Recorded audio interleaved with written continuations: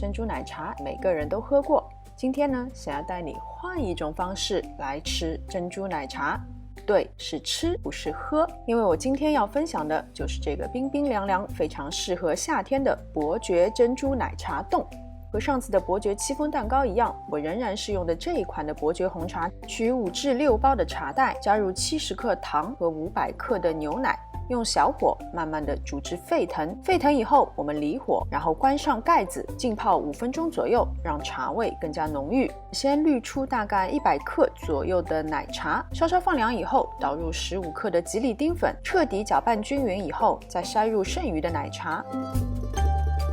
拌匀以后，一边搅拌一边倒入200克的动物性淡奶油。彻底拌匀以后呢，我们就倒入容器中。这个时候可以再把奶茶过筛一次，这样子得到的奶茶冻会更加细腻。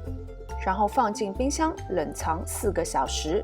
奶茶冻要吃之前，我们才开始煮珍珠。这里是70克左右的珍珠。珍珠的做法和煮法，在之前珍珠奶茶的视频中我已经有过详细的介绍了，可以去回看我之前珍珠奶茶的视频。把煮好的珍珠沥干水分，放在奶茶冻上面，一杯用吃的珍珠奶茶冻就做好啦，冰冰凉凉，甜而不腻，入口即化。好啦，今天的视频就到这边，非常感谢大家的观看。喜欢我的视频，请记得点赞、分享和关注我的频道。我们下次再见。